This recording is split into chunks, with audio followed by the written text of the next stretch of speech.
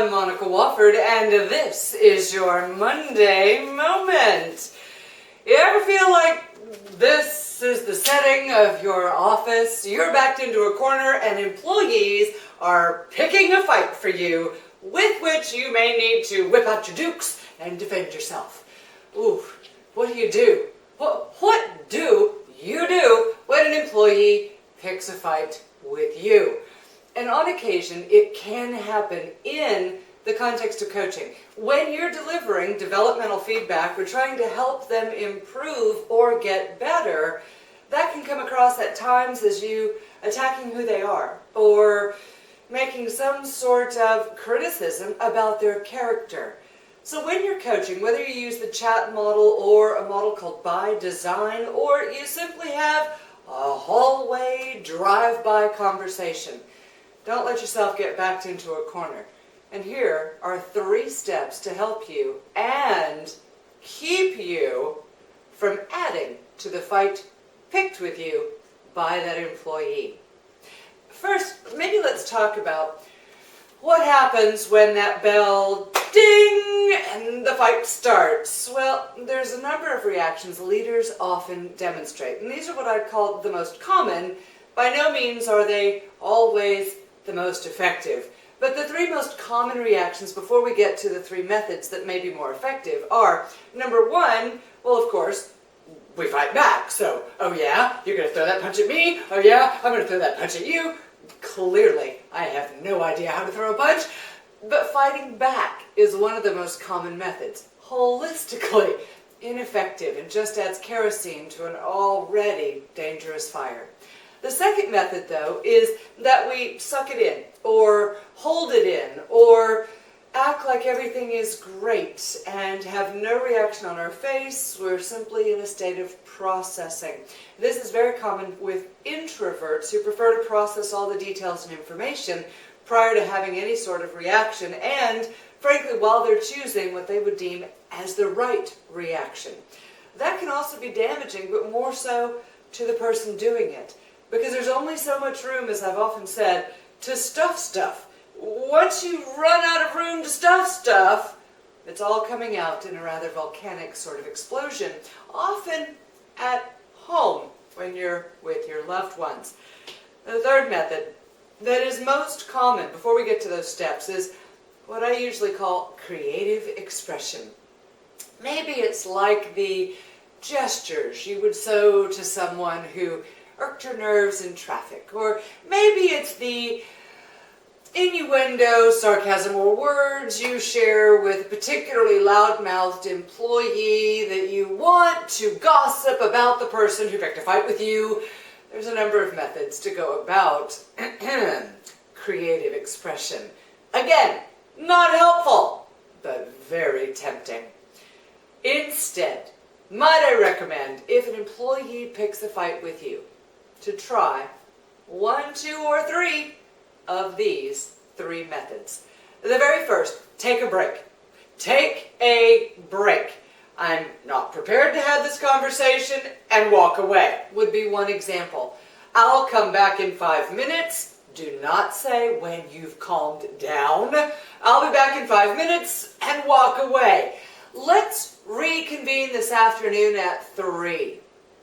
I've got to get to a meeting. In other words, you're not poking the bear, so to speak. You're not adding any kind of negativity or any vitriol to the interaction. If an employee is picking a fight with you, the only way that fight ensues is if you let them. If you take the bait, you're now part of the equation. And sometimes that is extremely difficult to avoid when it comes to temptation. If someone picks a fight with you, a knee-jerk reaction might be to immediately come back at them, and yet in the role of leader, that is almost never your best option. Take a break.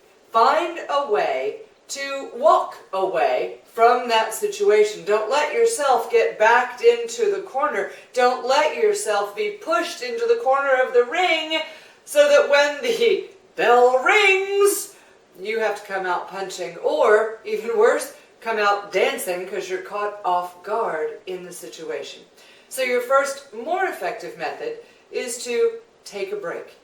Secondly, when an employee picks a fight with you, shut down the personal. What I mean by shut down the personal is a whole different level of the phrase, don't take it personally. It's hard when someone's poking you, yelling at you, maybe calling you names, criticizing you, depending on the level of their attempt to pick that fight. It's awfully darn hard not to take that as a personal attack or personal affront. And yet I'm going to suggest that instead of the age-old phrase, don't take it personally, because it's personal if they're talking to you, or at least it feels that way, I'm going to suggest instead that you shut down the personal altogether. You don't allow that thought process to grow in your mind. You do not give it any credence. You do not give it any time. In fact, you may even say things to yourself like, thanks for playing. I am not interested in thinking about how this might be personal. Please take a moment to sit down in the waiting room of my brain. I'll deal with you later. In other words, shut it down. Do not engage in any thought process in your mind or any feelings in your heart or the combination of both. Don't engage in any conversation of any kind around how it might be personal. Because once you engage the head or the heart, once you engage the emotions, it's much more difficult to manage your behavior. And as a leader, while you can get away with blowing your lid and apologizing maybe a couple of times with employees, you do that on a regular basis, and your apologies will start to lose credibility. Third, your most effective method is to address the measurable. So we shut down the personal, but now we're going to address the measurable. And what that means is find a way in whatever the employee has said, done, responded to you with, accused you of, find a way to make that attitude, behavior, or performance, again, coming up in another Monday moment, measurable. Find a way to address just the performance aspect, just the parts that you can identify, measure, and tie to some sort of performance.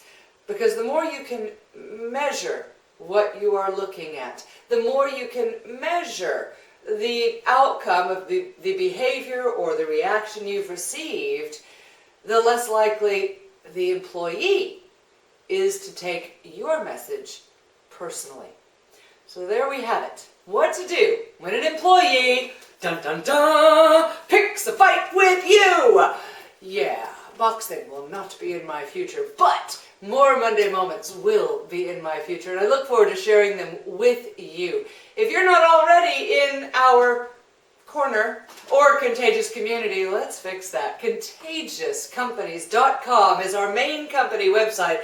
But to receive these podcasts and videos in your inbox directly or share them with all of the team members you have the privilege of leading, go to mondaymoment.com. You're also welcome to visit our YouTube channel whenever the mood strikes. Have a great Monday, an even better week.